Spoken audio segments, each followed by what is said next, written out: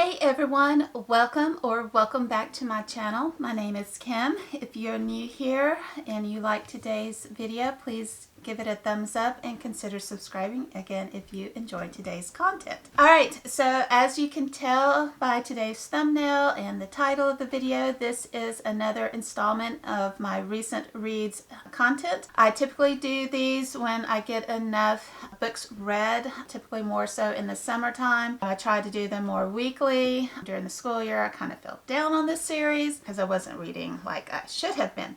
And as you can tell, I'm back in my filming space. I'm back home from vacation, so yes, awesome. The first 6 books, I'll post up a video either up in the cards and down below in the description. I did a video talking about this manga series, so I'm not going to spend a ton of time on them because I did go into depth in that video talking about the series as a whole, but I did want to kind of recap them because I did read them in this last week. My recent reads video just kind of sums up what I've read within that week, my thoughts about them, and so forth. So the manga series was Silent Voice. Again, I believe everyone should read it, especially if you had kids, even if you don't have kids. If you're a teacher, if you're a parent, if you know or around students, if you're around kids, it's just a great read in general, even if you don't have kids.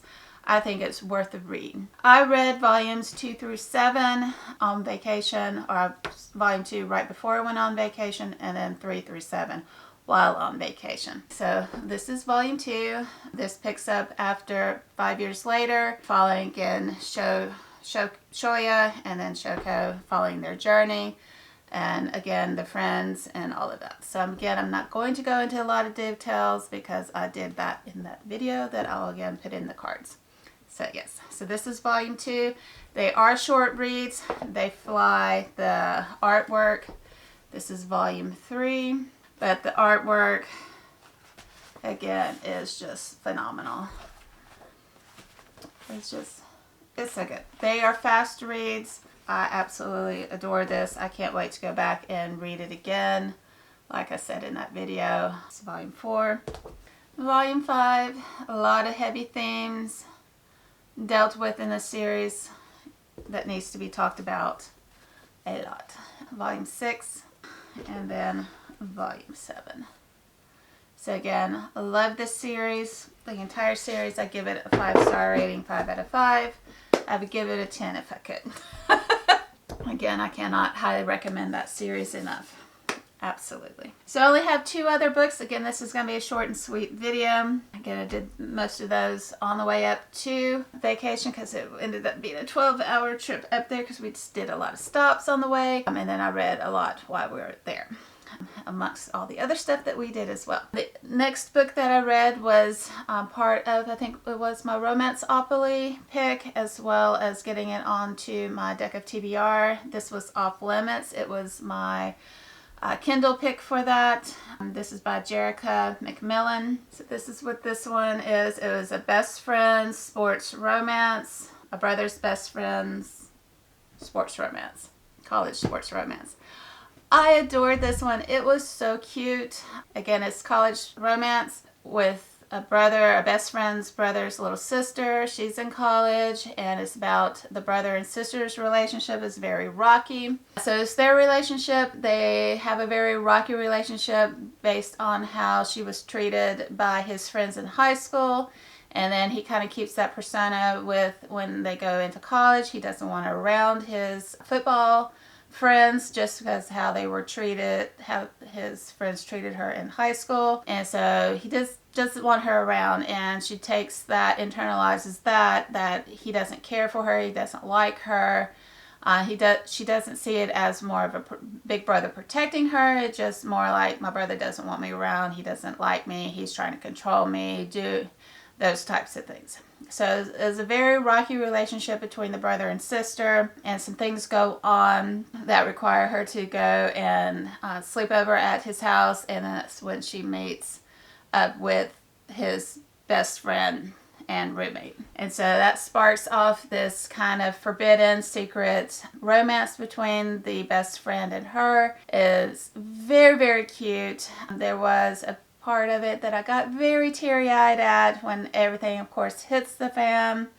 And then they end up patching up. It does have a happily ever after, so yes, I would recommend it. It is a first in the series, and if I get time this summer, depending on what my TBRs look like, I will look at the second book in this series, because I think when I looked up this series, because I don't have a lot of college type romances, I think that it said there were 7 of them on the Kindle Unlimited. So I think, if I'm not mistaken, that was this series. So I will definitely check them out and look at it and see what I think about any of the further ones, because I did enjoy her writing style, so I will say that. So definitely would check it out. I would recommend at least this first book by Jerica McMillan. It was my first book from her that I have read. I believe I gave it a 5-star rating because it kept me engaged in the writing. It kept me involved in the story. I was very interested in, and I cared about both of the characters. So yeah, I can't wait to see if I have time, and like I said, what my games have in store for me as to what I can pull on. But I definitely will keep her in mind for it. So yes, 5 out of 5 for this Kindle Unlimited book. And then the last and final book, this was also from, I believe, just my deck of TBR, I think. But it might have also rolled over from my past Romanceopoly as well. This is Heart of Venom by Jennifer Estep. This, I believe, was book 9 out of the series, and I think there are 19 books in this series. This follows the Spider, which is her assassin's name, but this is Jen Blanco. That is her real name. It follows her. She has wanted to be a retired assassin from book 1, so when you're introduced to her. But in this particular book, you start off, like most of them, off with a bang. She's trying to go and just have a girl's day, even though she's not really a girly girl. But they drag her to the local salon of one of her friends. And again, things hit the fan there, and one of her claimed family that she claims, and it gets kidnapped, and another person is injured severely, and things go downhill from there. The person that was kidnapped was Sophia, whom does a lot for her, helps her clean up the messes when bodies start piling up, and she has a lot of connections to the person that helped train Jen to become the Spider that you learn about throughout all of the books previously. So it's all about Jen trying to get Sophia back. You learn a lot about the backstory of this particular villain and how he is connected to Sophia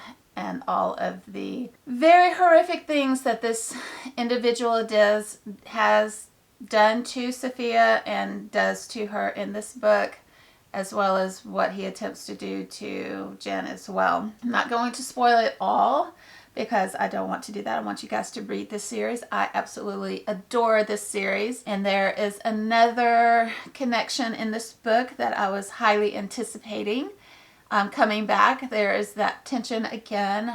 They are going back and forth, and I still get frustrated with them. But there is a happy, kind of bittersweet happy ending for them. I think they're moving towards a more happy ending for these two individuals, Jen and her interest. I hope they're working that way, it seems, because they had a lot of life and death potential of not surviving in this book.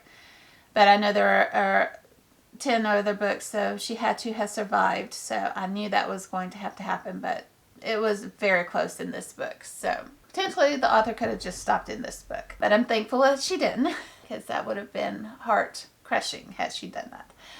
But yeah, so I was super excited about everything that really went on in this book. I love the author's writing, Jennifer Estep's writing, because she does weave.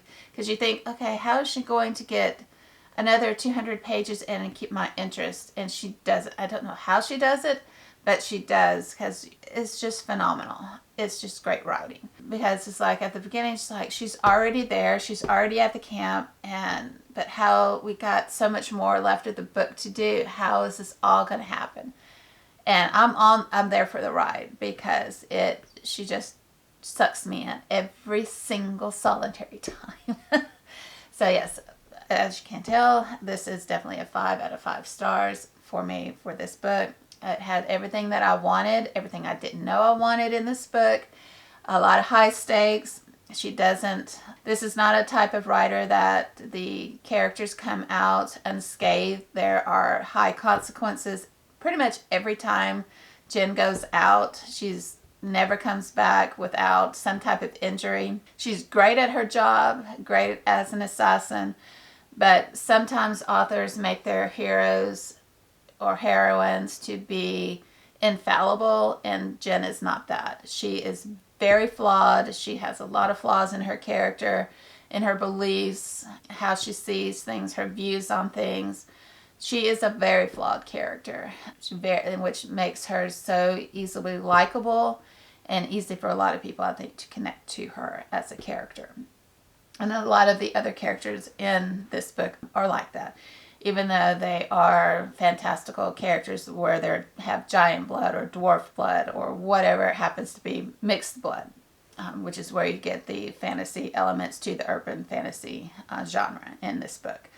So yes, I highly enjoy it. I love this because all the characters are so relatable in some fashion. And I can't wait to get into book 10 and see where this series takes me, because loved everything about this book. So these are all of the books that I managed to read while on vacation with everything that we did. Like I said, the drive up there, the drive back. I almost finished The Complete Cheese Sweet Home, Volume 2. Yes, Volume 2. The pink one that I was supposed to have read last 2 TBRs, I think it was. Not quite there. I think I have around 150 to 200 pages left of it. It's going by fairly fast. I read it on the way up and on the way back. So yeah, I'll have a little bit more of that one, but I didn't quite make it through that book. But I'm almost done with it. So yeah. Otherwise, yeah, that pretty much wraps up this recent reads video for this week. I will see what I get done in this upcoming week. So again, these are not a scheduled week to week. This again is just when I get an accumulation of books that I try to post on this series. But yeah, let me know what you think about the books that I've managed to read this week. What did you manage to read in this last week or so? Let me know your thoughts down below. And until my next video, you guys, happy reading. Bye, guys.